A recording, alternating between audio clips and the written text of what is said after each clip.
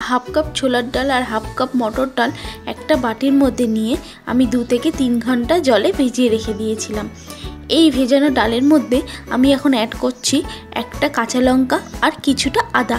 এই ডালটাকে আমি মিক্সিতে ভালো করে পেস্ট করে নেব।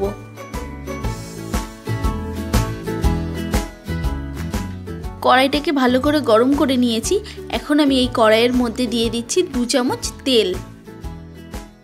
তেলটা আমার ভালো করে গরম হয়ে গেছে। এখন আমি তেলের মধ্যে অ্যাড করছি গোটা জিরে আর গোটা শুকনো লঙ্কা। আমি এখানে হিং ইউজ করছি না, আপনারা চাইলে হিং ইউজ করতে পারেন। ফোড়নটাকে 30 সেকেন্ডের জন্য আমি ভেজে নেব।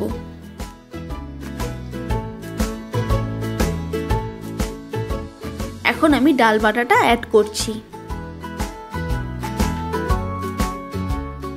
এখন আমি এতে অ্যাড করছি 1 টিস্পুন হলুদ গুঁড়ো, 1 টিস্পুন নুন আর 1 টিস্পুন চিনি। এবার আমি ভালো করে মিশিয়ে নিচ্ছি। ডালটাকে কিন্তু কন্টিনিউয়াসলি নেড়ে যেতে হবে, না হলে কিন্তু ডালটা কড়াইয়ের গায়ে লেগে যাবে। ডালটাকে প্রায় 1 মিনিট ধরে আমি কুক করে নেব। ডালের জলটা শুকিয়ে গেছে আর ডালটাও কিন্তু একটা ডো তৈরি হয়ে গেছে। এখন আমি এটাকে নামিয়ে নেব। ডালটাকে নামিয়ে নেওয়ার আগে আমি এখানে 2 চামচ বাদাম গুঁড়ো দিয়ে দিচ্ছি। এটা অপশনাল, এটা আপনারা নাও ইউজ করতে পারেন। বাদামের গুঁড়োটা যদি ধোকার মধ্যে দেওয়া হয়, ধোকাটা খেতে কিন্তু অনেক সুন্দর হয়ে যায়।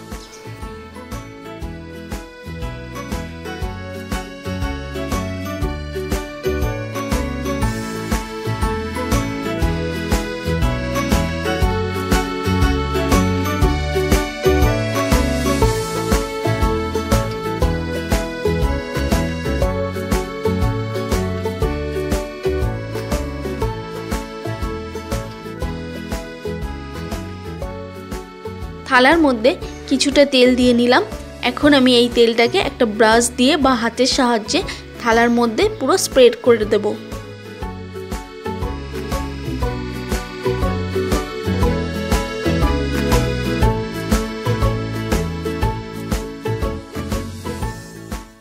ডালের মিক্সারটা থালার মধ্যে দিয়ে দিচ্ছি।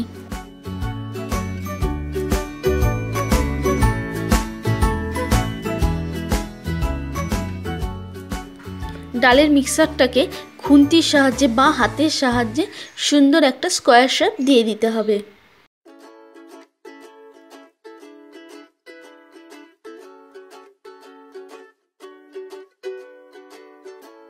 ডালটাকে আমি সুন্দরভাবে সেট করে নিয়েছি। এখন আমি ডালটাকে ঠান্ডা করতে রাখবো কিছুক্ষণের জন্য। ডালের মিক্সারটা সুন্দরভাবে ঠান্ডা হয়ে গেছে। এখন আমি এই মিক্সারটাকে কেটে নেব। আপনারা ডায়মন্ড শেপও করতে পারেন বা স্কোয়ার শেপও করতে পারেন। আমি স্কোয়ার শেপে কেটে নিচ্ছি।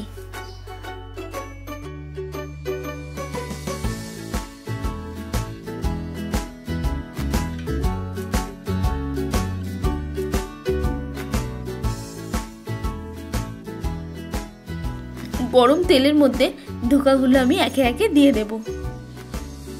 ধোকাগুলো দুটো সাইডে আমি লালচে করে ভেজে নেব।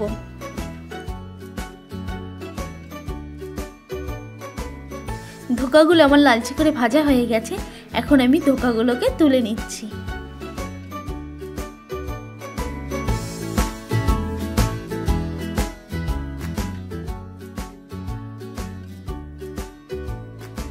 ধোকাগুলোকে আমি সাদা তেল দিয়ে ভেজেছি বলে সেই জন্য সেই সাদা তেলগুলোকে আমি তুলে রেখে দিয়ে আমি সর্ষের তেল অ্যাড করেছি। সর্ষের তেলটা আমার গরম হয়ে গেছে।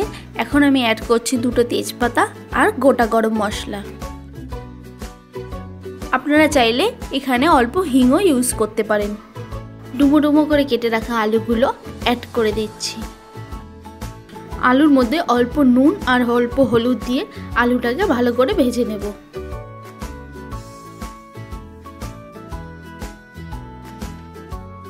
আলুগুলো ভাজা হয়ে গেছে। এবার আমি অ্যাড করছি 2 চামচ আদা কাঁচা লঙ্কা বাটা, 1 চামচ জিরে গুঁড়ো, 1 চামচ কাশ্মীরি রেড চিলি পাউডার, 1 চামচ ধনে গুঁড়ো, হাফ টিস্পুন গরম মশলা গুঁড়ো আর আমি দিয়ে দেবো নুন স্বাদ মতন। এখন আমি মশলাগুলোকে ভালো করে মিশিয়ে নিচ্ছি। এবার আমি অ্যাড করছি কুচনো একটা গোটা টমেটো। টমেটো দিয়ে ভালো করে মিশিয়ে নিলাম। এখন আমি দিয়ে দিচ্ছি হাফ কাপ জল।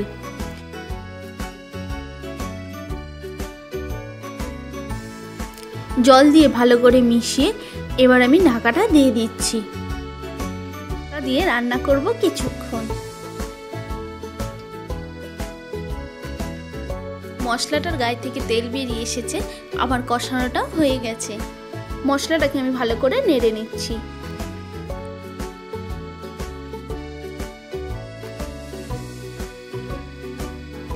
এখন আমি অ্যাড করছি 2 কাপ গরম জল।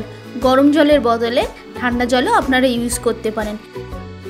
যে কোনো তরকারিতে গরম জল ইউজ করলে তরকারির স্বাদটা কিন্তু অনেকটা বেড়ে যায়।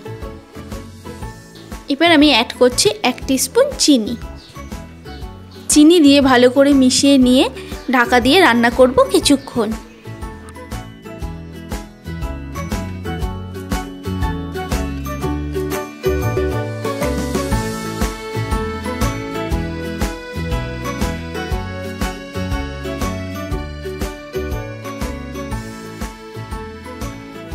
ধোকাগুলো দিয়ে ভালো করে মিশিয়ে নিয়ে ওপর থেকে 1 চামচ ঘি দিয়ে দিচ্ছি।